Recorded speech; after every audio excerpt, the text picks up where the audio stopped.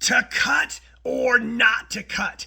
That is the question that I am going to talk about today and give you my opinion. Welcome to the channel, Old Guy Inc. Coming at you today from Alaska, up in Anchorage, just visiting some family. So I normally try not to just always talk about what everybody else is talking about. But obviously, a couple days ago, they announced cuts. And so a lot of people are giving their opinion and asking, what do you think about cuts? So nobody's asking me, but I'm going to tell you anyways. I don't like cuts. I've never liked cuts. I'm sure there are some pros to making cuts. I'm sure there's some things that I'm overlooking and that I'm just not giving enough credit to.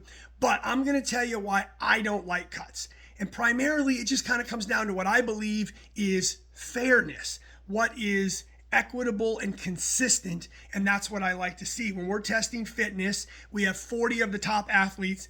I like to see all 40 athletes compete against the same size field in all the events. Because as most of you know, scoring, although sometimes when they make cuts or do different things at competitions, they change the scoring spread a little bit. But the bottom line is the number one way that you get rewarded or penalized in CrossFit is based on not only where you finish, but where you finish relative to those people that you're competing against point-wise, right? So the point spread that you can either gain or lose on those folks that you're competing against, okay? So if there's 40 athletes in the field, right?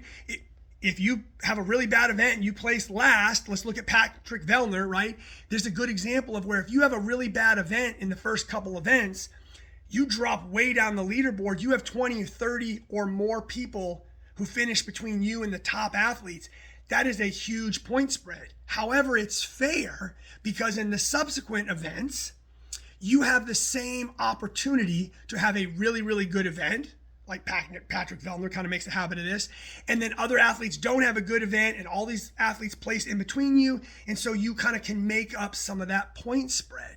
And over time, once again, consistently, if you're having more good performances than bad compared to other athletes, you can kind of build back some of those points. Now, what I feel like happens is as soon as you make cuts, you completely change the way that scoring system works because there's just not the same opportunity to make up points, right? And I think that's a lot of times where you have these exciting finishes, right? Like we had one of the biggest comebacks this year at semifinals because they don't make cuts.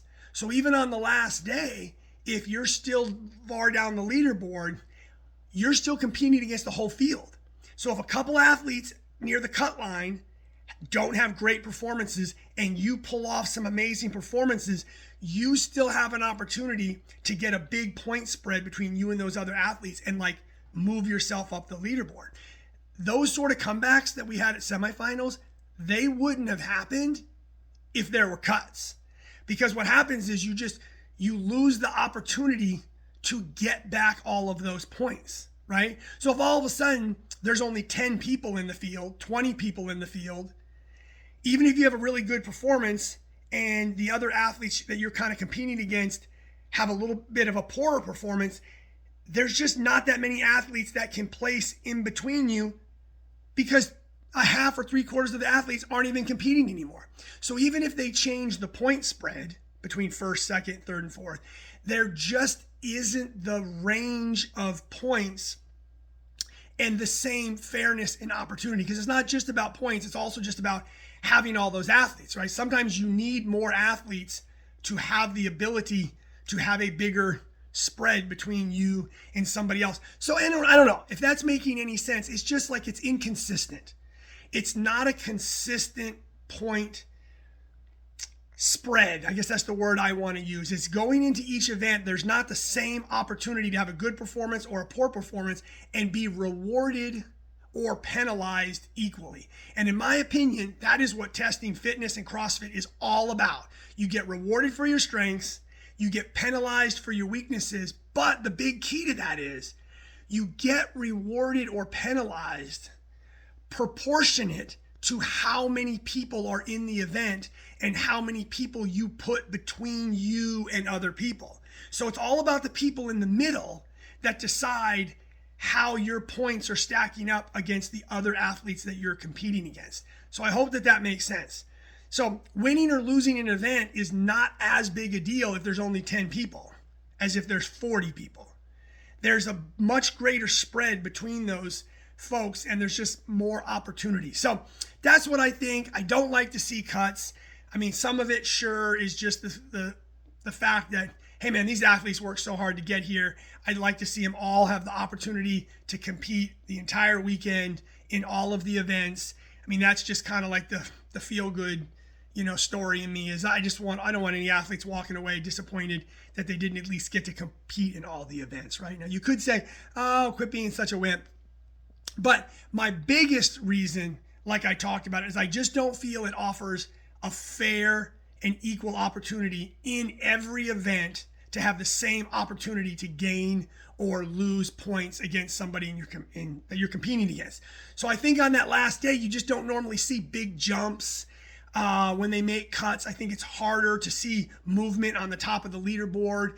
There's not an opportunity for those athletes who are at the bottom, who got cut, to maybe all of a sudden it's their wheelhouse event. And it's not about whether or not they actually had an opportunity to, like, say, win or podium, but they had an opportunity to disrupt the top athletes by getting in between them.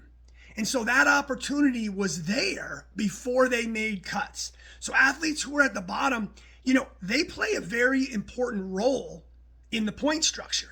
Because even though, let's say, the athlete that's going to place last at the CrossFit Games, they're never in contention to be in the top 10, but they might have a top 10 performance. They might have an event or two where they get in between some of those top athletes.